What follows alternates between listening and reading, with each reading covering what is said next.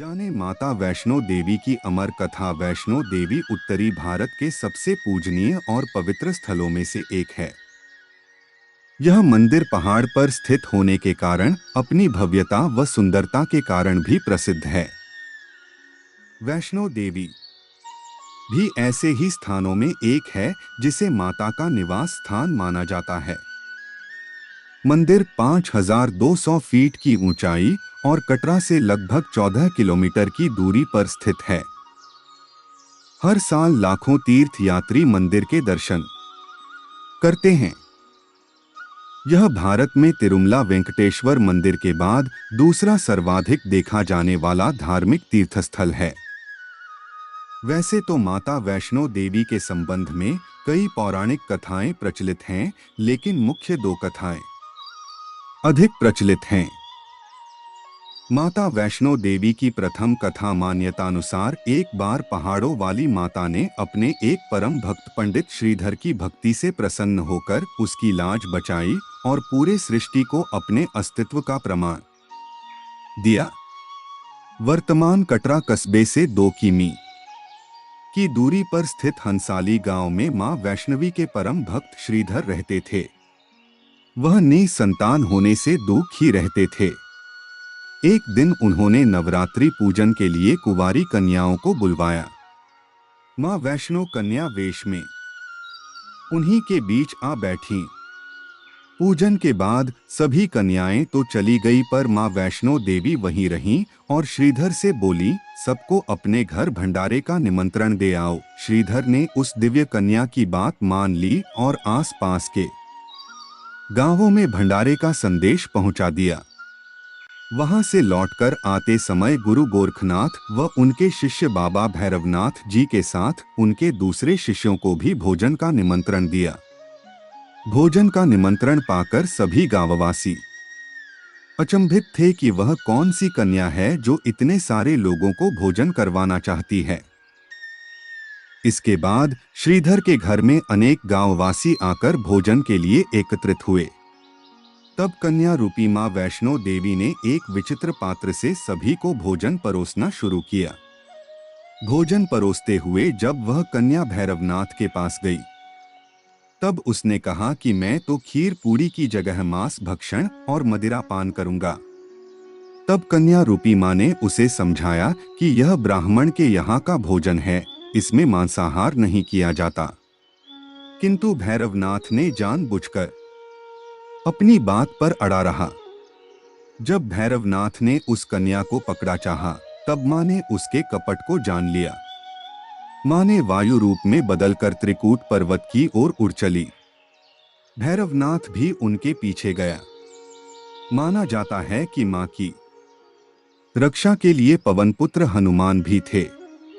मान्यता के अनुसार उस वक्त भी हनुमान जी माता की रक्षा के लिए उनके साथ ही थे। हनुमान जी को प्यास लगने पर माता ने उनके आग्रह पर धनुष से पहाड़ पर बाण चलाकर एक जलधारा निकाला और उस जल में अपने केश धोए।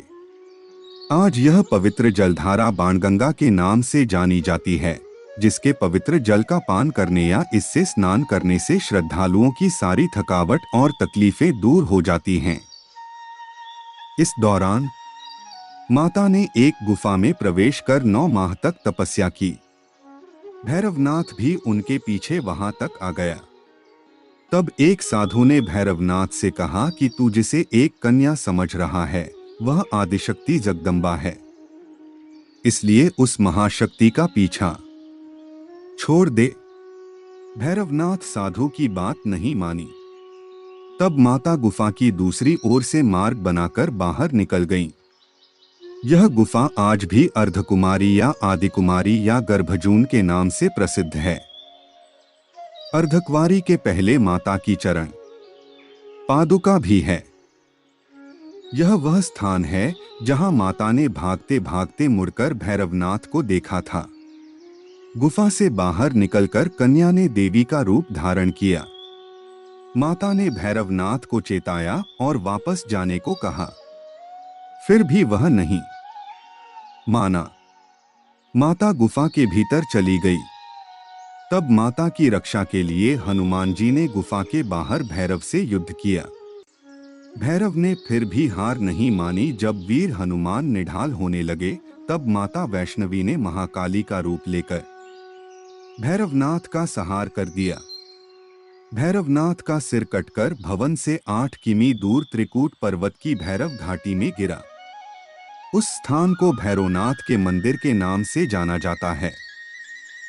जिस स्थान पर मां वैष्णो देवी ने हठी भैरवनाथ का वध किया, वह स्थान पवित्र गुफा अथवा भवन के नाम से प्रसिद्ध है। इसी स्थान पर मां काली दाएं, मां सरस्वती मध्य और मां लक्ष्मी बाएं पिंडी के रूप में गुफा में विराजित हैं। इन तीनों के सम्मिलित रूप को ही मां वैष्णो देवी का रूप कहा जाता है। इन 3 भव्य पिंडियों के साथ कुछ श्रद्धालु भक्तों एवं जम्मू कश्मीर के भूतपूर्व नरेशों द्वारा स्थापित मूर्तियां एवं यंत्र इत्यादि है। कहा जाता है कि अपने वध के बाद भैरवनाथ को अपनी भूल का पश्चाताप हुआ और उसने मां से क्षमादान की भीख मांगी।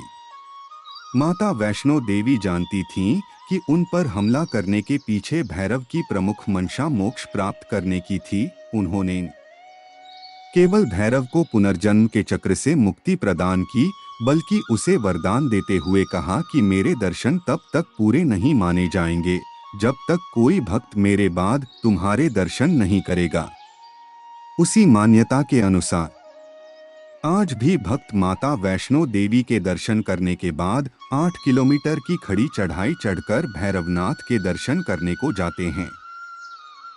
इस बीच वैष्णो देवी ने 3 पिंड सिर सहित एक चट्टान का आकार ग्रहण किया और सदा के लिए ध्यानमग्न हो गईं। इस बीच पंडित श्रीधर अधीर हो गए। वे त्रिकुटा पर्वत की ओर उसी रास्ते आगे बढ़े जो उन्होंने सपने में देखा था। अंततः वे गुफा के द्वार पर पहुंचे। उन्होंने कई विधियों से पिंडों की पूजा को अपनी दिनचर्या बना ली। देवी उनकी पूजा से प्रसन्न हुई। वे उनके सामने प्रकट हुईं और उन्हें आशीर्वाद दिया। तब से श्रीधर और उनके वंशज देवी मां वैष्णो देवी की पूजा करते आ रहे हैं। माता वैष्णो देवी की अन्य कथा हिंदू पौराणिक मान्यताओं में जगत में धर्म की हानि होने और अधर्म की शक्तियों के बढ़े पर आदिशक्ति के सत, रज और तम 3 रूप महासरस्वती, महालक्ष्मी और महादुर्गा ने अपनी सामूहिक बल से धर्म की रक्षा के लिए एक कन्या प्रकट की। यह कन्या त्रेतायुग में भारत के दक्षिणी समुद्री तट रामेश्वर में पंडित रत्नाकर की पुत्री के रूप में अवतरित हुई। कई सालों से संतानहीन रत्नाकर ने बच्ची को डोट त्रिकुटा नाम दिया, परंतु भगवान विष्णु के अंश रूप में प्रकट होने के कारण वैष्णवी नाम से विख्यात हुई। लगभग 9 वर्ष की होने पर उस कन्या को जब यह मालूम हुआ है भगवान विष्णु ने भी इस भूलोक में भगवान श्री राम के रूप में अवतार लिया है, तब वह भगवान श्री राम को पति मानकर उनको पाने के लिए कठोर तप करने लगी। जब श्री राम सीता हरण के बाद सीता की खोज करते हुए रामेश्वर पहुंचे, तब समुद्र तट पर ध्यानमग्न कन्या को देखा। उस कन्या ने भगवान श्री राम से उसे पत्नी के रूप में स्वीकार करने को कहा। भगवान श्री राम ने उस कन्या से कहा कि उन्होंने इस जन्म में सीता से विवाह कर एक पत्नी व्रत का प्रण लिया है, किंतु कलयुग में मैं कल की अवतार लूंगा और तुम्हें अपनी पत्नी रूप में स्वीकार करूंगा।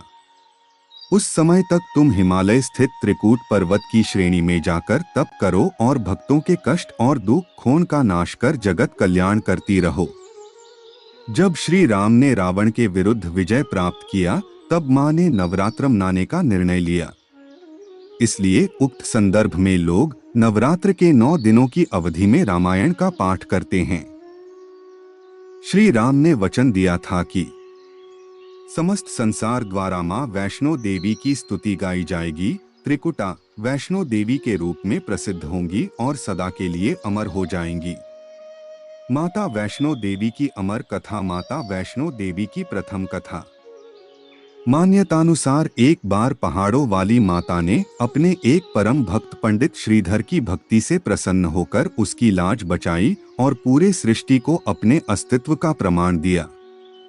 वर्तमान कटरा कस्बे से 2 किमी की दूरी पर स्थित हंसाली गांव में मां वैष्णवी के परम भक्त श्रीधर रहते थे। वह निसंतान होने से दुखी रहते थे। एक दिन उन्होंने नवरात्रि पूजन के लिए कुंवारी कन्याओं को बुलवाया। मां वैष्णो कन्या वेश में उन्हीं के बीच आ बैठी। पूजन के बाद सभी कन्याएं तो चली गई, पर मां वैष्णो देवी वहीं रहीं और श्रीधर से बोलीं, सबको अपने घर भंडारे का निमंत्रण दे आओ। श्रीधर ने उस दिव्य कन्या की बात मान ली और आस पास के गांवों में भंडारे का संदेश पहुंचा दिया। वहां से लौटकर आते समय गुरु गोरखनाथ व उनके शिष्य बाबा भैरवनाथ जी के साथ उनके दूसरे शिष्यों को भी भोजन का निमंत्रण दिया। भोजन का निमंत्रण पाकर सभी गांववासी अचंभित थे कि वह कौन सी कन्या है जो इतने सारे लोगों को भोजन करवाना चाहती है। इसके बाद श्रीधर के घर में अनेक गांववासी आकर भोजन के लिए एकत्रित हुए। तब कन्या रूपी मां वैष्णो देवी ने एक विचित्र पात्र से सभी को भोजन परोसना शुरू किया। भोजन परोसते हुए जब वह कन्या भैरवनाथ के पास गई, तब उसने कहा कि मैं तो खीर पूरी की जगह मांस भक्षण और मदिरा पान करूंगा। तब कन्या रूपी मां ने उसे समझाया कि यह ब्राह्मण के यहाँ का भोजन है, इसमें मांसाहार नहीं किया जाता। किंतु भैरवनाथ ने जानबूझकर अपनी बात पर अड़ा रहा। जब भैरवनाथ ने उस कन्या को पकड़ा चाहा, तब मां ने उसके कपट को जान लिया। मां ने वायु रूप में बदलकर त्रिकूट पर्वत की ओर उड़ चली। भैरवनाथ भी उनके पीछे गया। माना जाता है कि मां की रक्षा के लिए पवनपुत्र हनुमान भी थे। मान्यता के अनुसार उस वक्त भी हनुमान जी माता की रक्षा के लिए उनके साथ ही थे। हनुमान जी को प्यास लगने पर माता ने उनके आग्रह पर धनुष से पहाड़ पर बाण चलाकर एक जलधारा निकाला और उस जल में अपने केश धोए। आज यह पवित्र जलधारा बाणगंगा के नाम से जानी जाती है, जिसके पवित्र जल का पान करने या इससे स्नान करने से श्रद्धालुओं की सारी थकावट और तकलीफें दूर हो जाती हैं। इस दौरान माता ने एक गुफा में प्रवेश कर 9 माह तक तपस्या की। भैरवनाथ भी उनके पीछे वहां तक आ गया। तब एक साधु ने भैरवनाथ से कहा कि तू जिसे एक कन्या समझ रहा है, वह आदिशक्ति जगदम्बा है, इसलिए उस महाशक्ति का पीछा छोड़ दे। भैरवनाथ साधु की बात नहीं मानी। तब माता गुफा की दूसरी ओर से मार्ग बनाकर बाहर निकल गईं। यह गुफा आज भी अर्धकुमारी या आदिकुमारी या गर्भजून के नाम से प्रसिद्ध है। अर्धकुमारी के पहले माता की चरण पादुका भी है। यह वह स्थान है जहां माता ने भागते भागते मुड़कर भैरवनाथ को देखा था। गुफा से बाहर निकलकर कन्या ने देवी का रूप धारण किया। माता ने भैरवनाथ को चेताया और वापस जाने को कहा, फिर भी वह नहीं माना। माता गुफा के भीतर चली गई।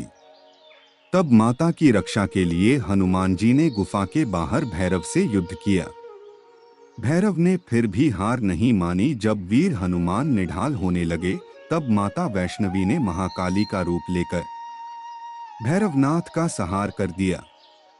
भैरवनाथ का सिर कटकर भवन से 8 किमी दूर त्रिकूट पर्वत की भैरव घाटी में गिरा।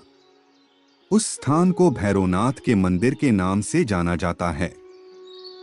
जिस स्थान पर मां वैष्णो देवी ने हठी भैरवनाथ का वध किया, वह स्थान पवित्र गुफा अथवा भवन के नाम से प्रसिद्ध है। इसी स्थान पर मां काली दाएं, मां सरस्वती मध्य और मां लक्ष्मी बाएं पिंडी के रूप में गुफा में विराजित हैं। इन तीनों के सम्मिलित रूप को ही मां वैष्णो देवी का रूप कहा जाता है। इन 3 भव्य पिंडियों के साथ कुछ श्रद्धालु भक्तों एवं जम्मू कश्मीर के भूतपूर्व नरेशों द्वारा स्थापित मूर्तियां एवं यंत्र इत्यादि है। कहा जाता है कि अपने वध के बाद भैरवनाथ को अपनी भूल का पश्चाताप हुआ और उसने मां से क्षमादान की भीख मांगी।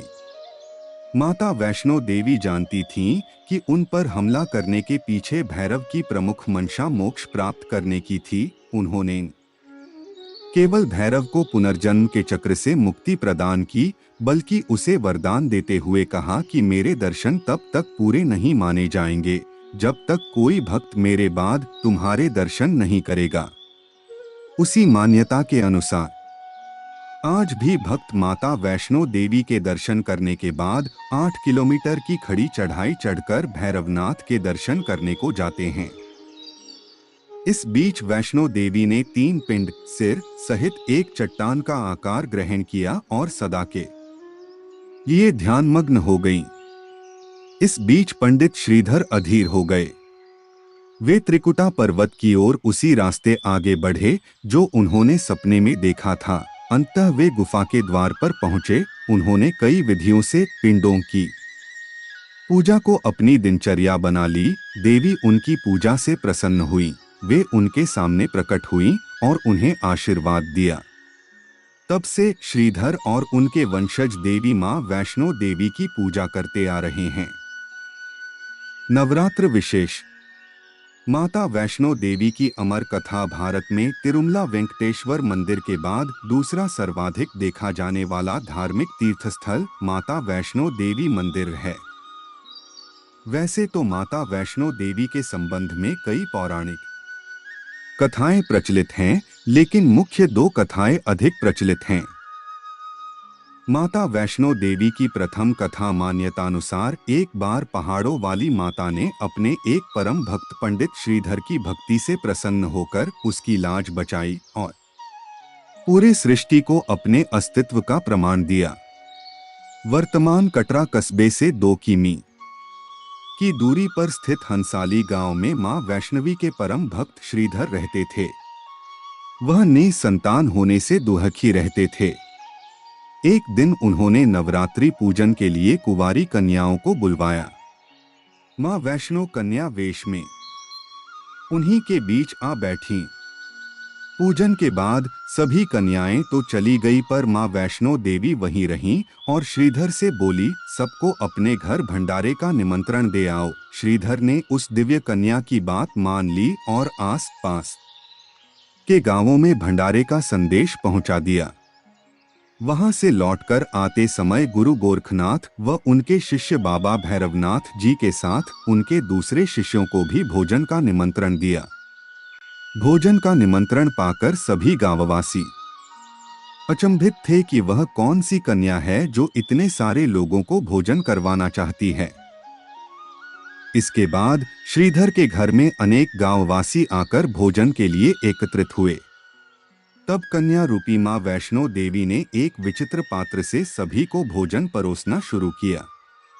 भोजन परोसते हुए जब वह कन्या भैरवनाथ के पास गई, तब उसने कहा कि मैं तो खीर पूरी की जगह मांस भक्षण और मदिरा पान करूंगा।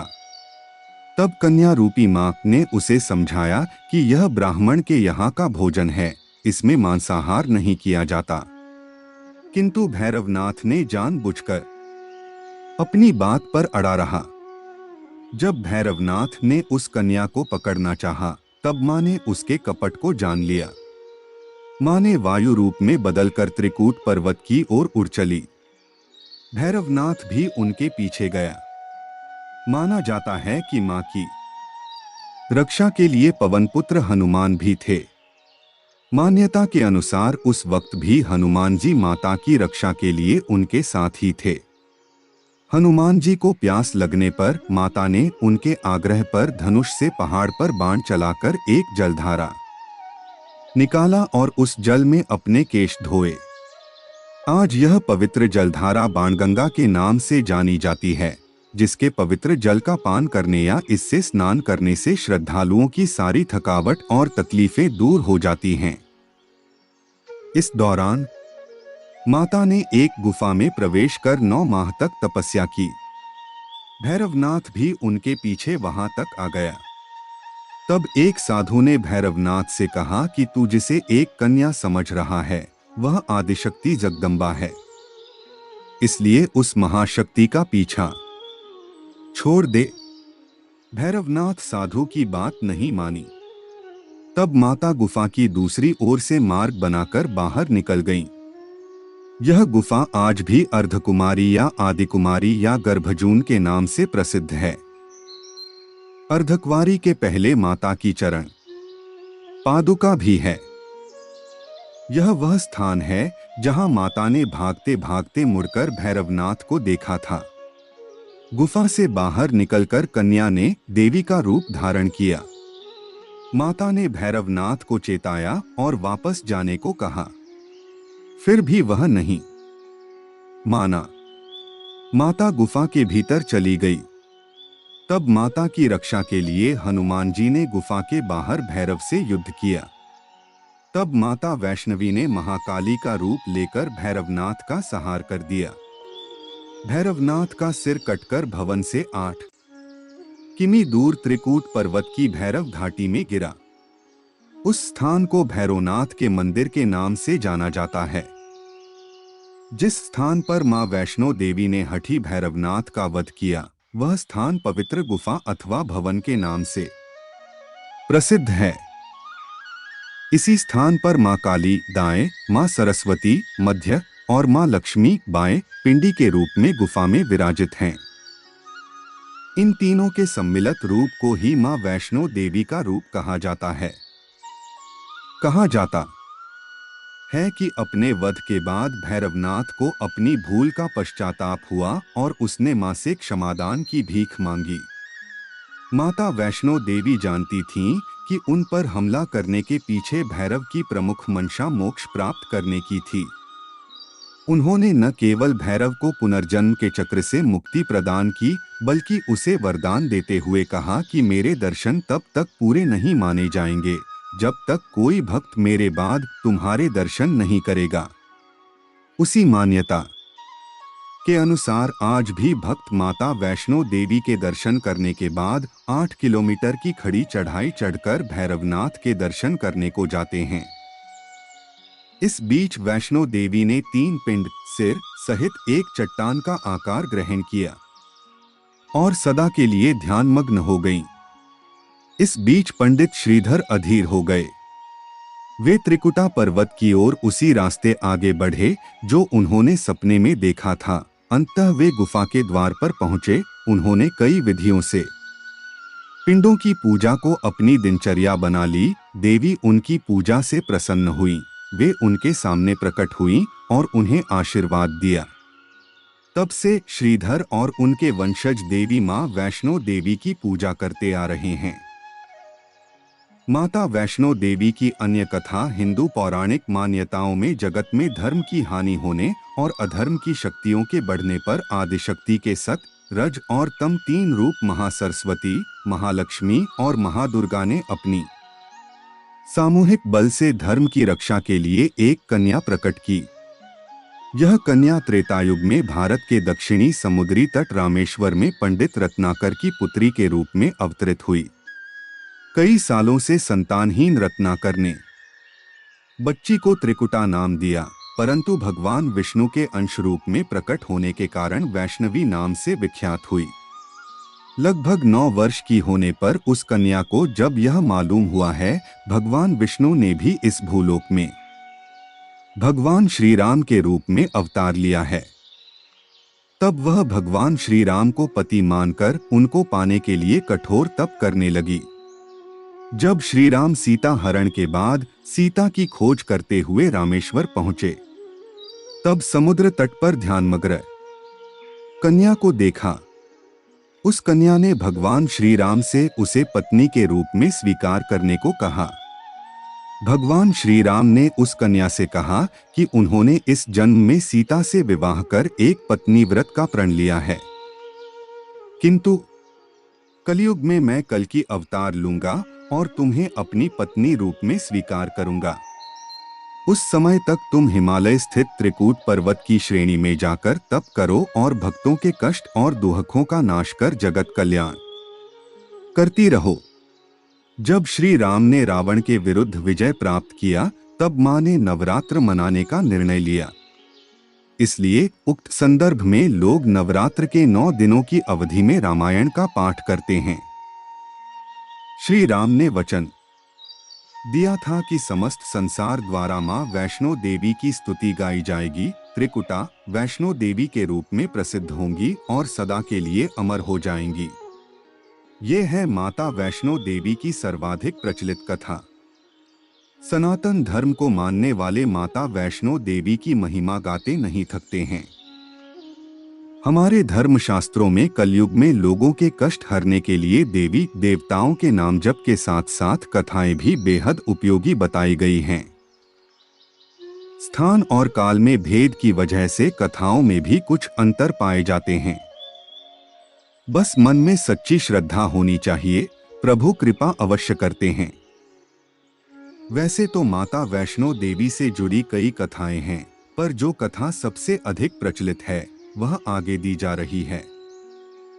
वैष्णो देवी ने अपने एक परम भक्त पंडित श्रीधर की भक्ति से प्रसन्न होकर उसकी लाज बचाई। माता ने पूरे जगत को अपनी महिमा का बोध कराया। तब से आज तक लोग इस तीर्थस्थल की यात्रा करते हैं और माता की कृपा पाते हैं। कटरा से कुछ दूरी पर स्थित हंसाली गांव में मां वैष्णवी के परम भक्त श्रीधर रहते थे। वे निःसंतान होने से दुखी रहते थे। एक दिन उन्होंने नवरात्रि पूजन के लिए कुंवारी कन्याओं को बुलवाया। मां वैष्णो कन्या वेश में उन्हीं के बीच आ बैठीं।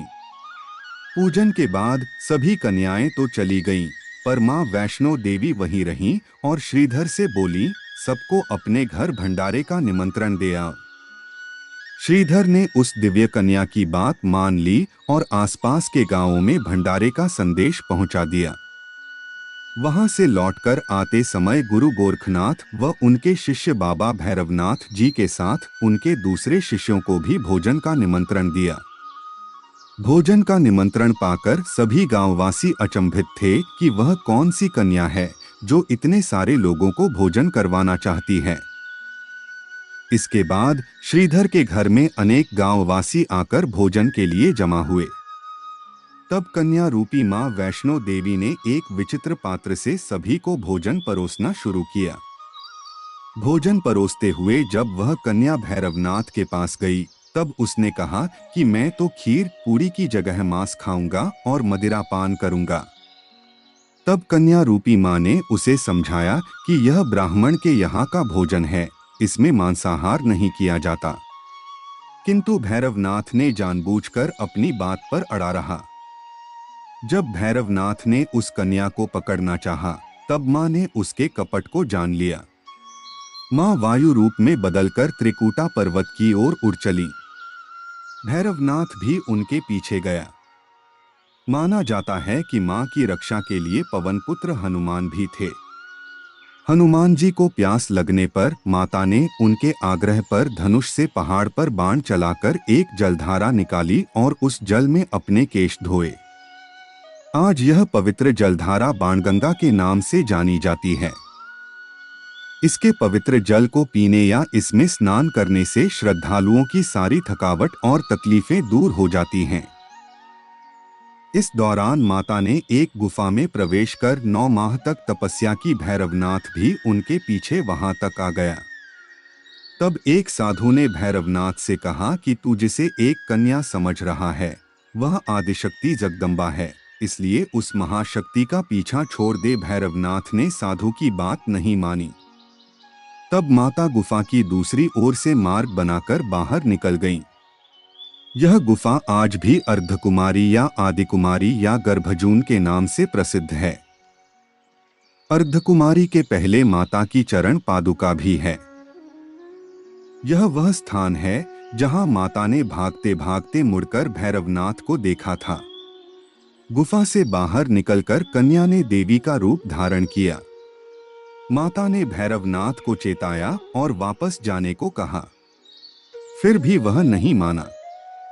माता गुफा के भीतर चली गईं। तब माता की रक्षा के लिए हनुमान जी गुफा के बाहर थे और उन्होंने भैरवनाथ से युद्ध किया। भैरव ने फिर भी हार नहीं मानी। जब वीर लंगूर निढाल होने लगा, तब माता वैष्णवी ने महाकाली का रूप लेकर भैरवनाथ का संहार कर दिया। भैरवनाथ का सिर कटकर भवन से 8 किमी दूर त्रिकूट पर्वत की भैरव घाटी में गिरा। उस स्थान को भैरवनाथ के मंदिर के नाम से जाना जाता है। जिस स्थान पर मां वैष्णो देवी ने हठी भैरवनाथ का वध किया, वह स्थान पवित्र गुफा अथवा भवन के नाम से प्रसिद्ध है। इसी स्थान पर मां महाकाली दाएं, मां महासरस्वती मध्य और मां महालक्ष्मी बाएं पिंडी के रूप में गुफा में विराजमान हैं। इन तीनों के सम्मिलित रूप को ही मां वैष्णो देवी का रूप कहा जाता है। कहा जाता है कि अपने वध के बाद भैरवनाथ को अपनी भूल का पश्चाताप हुआ और उसने मां से क्षमादान की भीख मांगी। माता वैष्णो देवी जानती थीं कि उन पर हमला करने के पीछे भैरव की प्रमुख मंशा मोक्ष प्राप्त करने की थी। उन्होंने न केवल भैरव को पुनर्जन्म के चक्र से मुक्ति प्रदान की, बल्कि उसे वरदान देते हुए कहा कि मेरे दर्शन तब तक पूरे नहीं माने जाएंगे जब तक कोई भक्त मेरे बाद तुम्हारे दर्शन नहीं करेगा। उसी मान्यता के अनुसार आज भी भक्त माता वैष्णो देवी के दर्शन करने के बाद करीब 3.25 किलोमीटर की खड़ी चढ़ाई करके भैरवनाथ के दर्शन करने जाते हैं। इस बीच वैष्णो देवी ने 3 पिंड सिर सहित एक चट्टान का आकार ग्रहण किया और सदा के लिए ध्यानमग्न हो गईं। इस बीच पंडित श्रीधर अधीर हो गए। वे त्रिकुटा पर्वत की ओर उसी रास्ते आगे बढ़े जो उन्होंने सपने में देखा था। अंततः वे गुफा के द्वार पर पहुंचे। उन्होंने कई विधियों से पिंडों की पूजा को अपनी दिनचर्या बना ली। देवी उनकी पूजा से प्रसन्न हुई। वे उनके सामने प्रकट हुई और उन्हें आशीर्वाद दिया। तब से श्रीधर और उनके वंशज देवी मां वैष्णो देवी की पूजा करते आ रहे हैं। आज भी 12 मास वैष्णो देवी के दरबार में भक्तों का तांता लगा रहता है। सच्चे मन से याद करने पर माता सबका बेड़ा पार लगाती हैं।